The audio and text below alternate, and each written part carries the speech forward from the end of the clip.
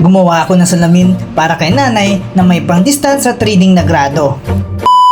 Hi guys! Another salamin, another day. Ako nga pala si Jel, isang technician ng salamin dito sa Quiapo, Manila. Ngayong araw, gagawa tayo ng salamin para kay nanay. At ang klase ng salamin nito ay tinatawag na doble vista o bifocal. Tara, samahan nyo ako. Kayo rin ba ay nahirapan na magbasa ng maliit na letra o lumalabo na ang mata nyo sa malapitan? Baka sign of aging na yan. Madalas kapag umaabot na tayo sa 40 years old pataas, nagsisimula nang lumabo ang paningin natin sa malapitan. Ito ang tinatawag na presbyopia. Kaya importante na magpa-eye check up sa malapit na licensed optometrist para malaman ang tamang grado, lalo na sa reading at distance. Ang grado sa distance, yan ang correction para sa malayo. Halimbawa, pag nagdadrive ka o nanonood ng TV. Habang ang grado naman sa reading, yan naman ang correction para sa malapitan, katulad ng pagbabasa, pagtatahi o paggamit ng cellphone. Kaya kung pareho kang malabo sa malayo at malapitan, doble vista ang solusyon. Ang napili ni ma'am ay half frame.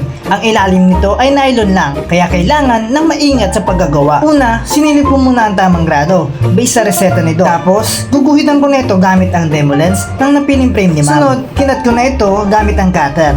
At tapos, hinasa gamit ang aging machine. Kailangan pantay ang pagkakahasa nito para mag-groove o malagyan ng kanal para sakto ang pagpasok ng nylon sa frame. After ng ilang minuto, ayan, suot na ni ma'am ang kanyang bagong doble vista anti-radiation glasses. Sobrang satisfied si ma'am at syempre, ako rin ay masaya na nakatulong ulit. Maraming salamat po mga kasalamin. Don't forget to like, follow at share ang video na to. 3.4k followers na pala tayo guys.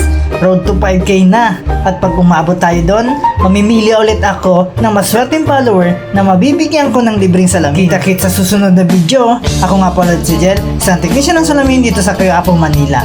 Thanks for watching!